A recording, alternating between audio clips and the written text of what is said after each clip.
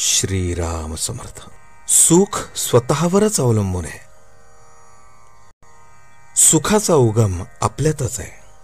ते जगाकडून मिळत नसते. मनुष्य जगाकडून सुख मिळवण्याचा प्रयत्न करतो, पण ते त्याला मिळत नाही.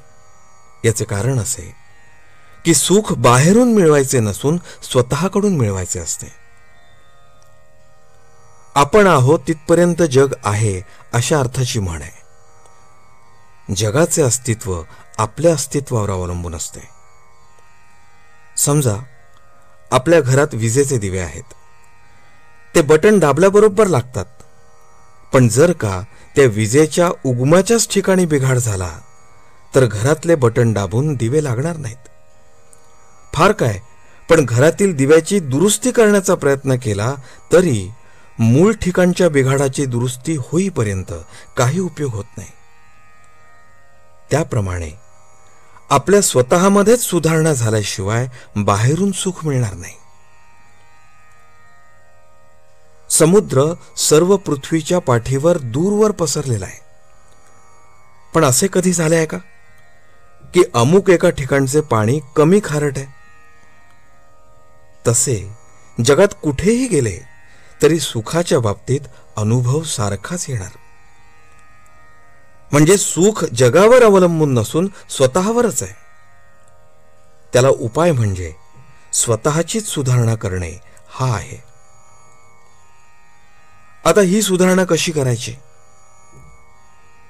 ईश्वराने मनुष्याला बरे वाईट जाणण्याची बुद्धी दिलेली आहे. ती इतर प्राण्यांना नाही. त्या बुद्धीचा पुरेपूर उपयोग करून आपण वाईट गोष्टी करण्याचे टाळावे आणि चांगल्या गोष्टी करण्याचा प्रयत्न करावा. वाईट गोष्ट टाळणे प्रत्येकाला शक्य आहे, कारण त्यात कृती न करणे एवढेच काम असते आणि ते कृती करण्यापेक्षा केव्हाही सोपेच.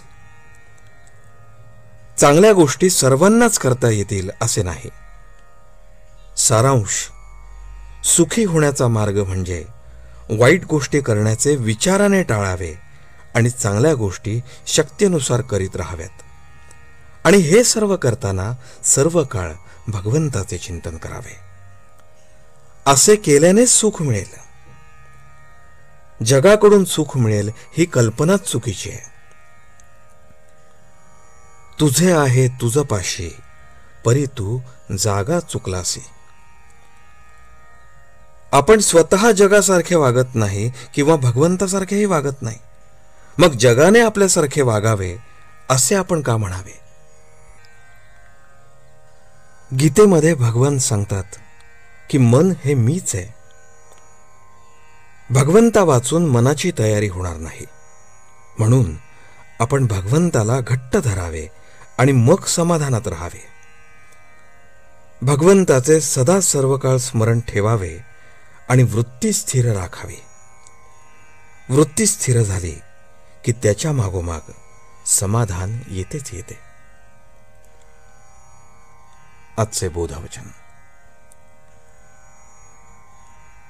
आपल्याला हव्या त्या गोष्टी देण्यामध्ये भगवंताची खरी कृपा नसून असेल त्या परिस्थितीमध्ये आपले समाधान टिकणे ही त्याची खरी कृपा होय.